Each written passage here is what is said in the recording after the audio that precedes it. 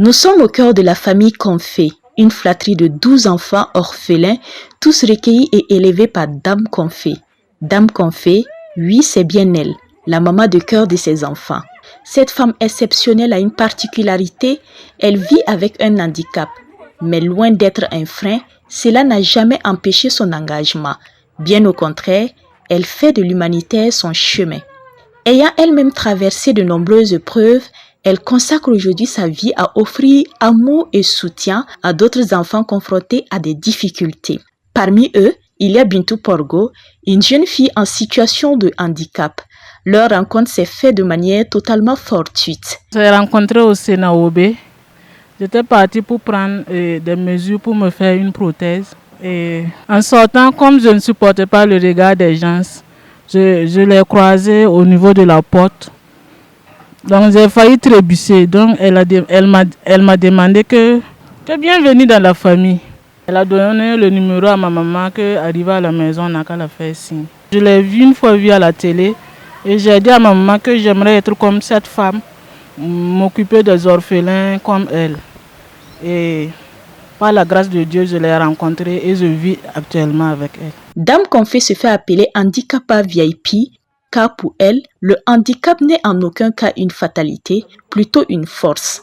Le nom handicapable, je l'aime bien et j'aime bien vraiment qu'on m'appelle handicapable VIP parce que je veux par ce nom sensibiliser et motiver les autres personnes qui vivent avec un handicap que vivre avec un handicap n'a jamais été une fatalité et un frein en soi.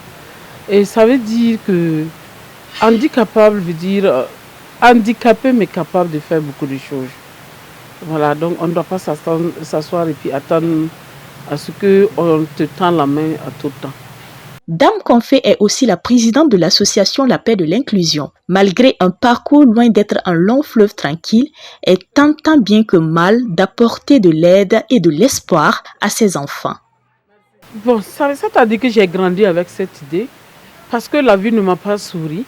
Je n'ai pas eu la chance de naître dans une famille aisée. J'ai été abandonnée par mon papa à cause de mon handicap.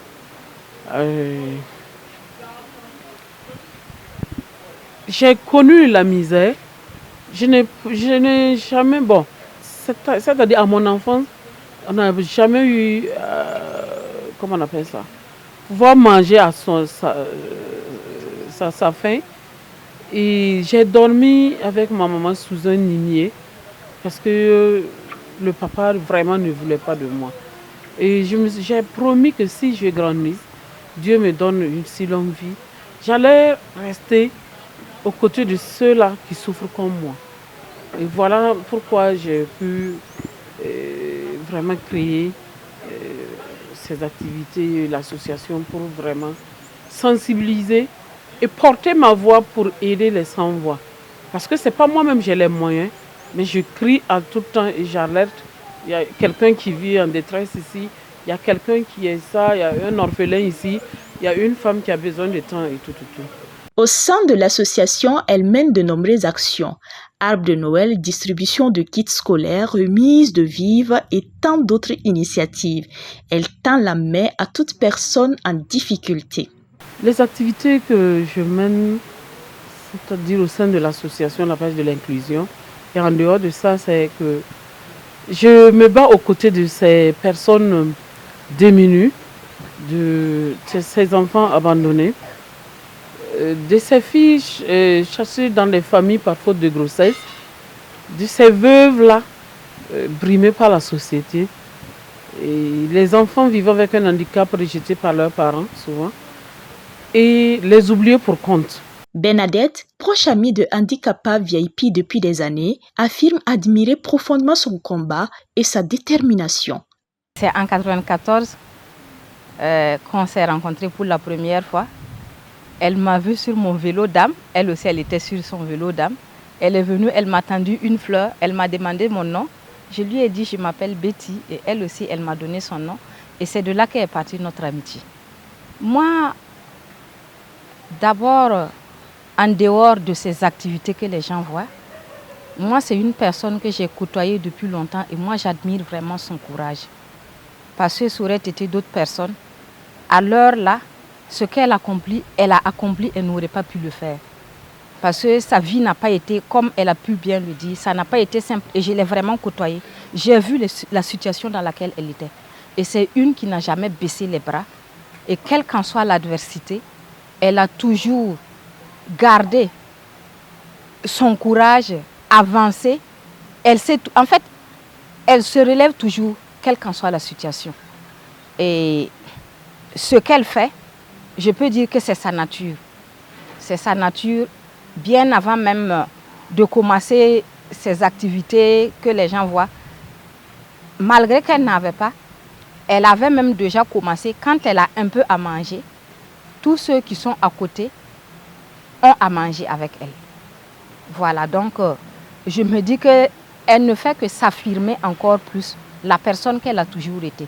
Je peux dire que c'est sa nature ce qu'elle fait. En cette journée du 3 décembre dédiée aux personnes vivant avec un handicap, amis et connaissances témoignent leur reconnaissance. Ils encouragent les personnes à mobilité réduite à s'impliquer davantage dans l'entrepreneuriat. Tout ce que je peux lui dire, c'est courage de toujours continuer comme elle est. C'est vrai que la vie n'est pas simple, hein. Et elle rencontre beaucoup de difficultés, mais il ne faut surtout pas qu'elle baisse les bras. Et il y a une bonne vieille qui a eu à lui dire, tu sais, tout ce que tu fais et ce que tu rencontres dans ta vie, c'est ta croix. Et moi aussi, je lui dirais de bien porter sa croix. Et chaque croix, quelle qu'en soit la difficulté, elle se termine toujours glorieuse. J'aimerais lui dire un grand merci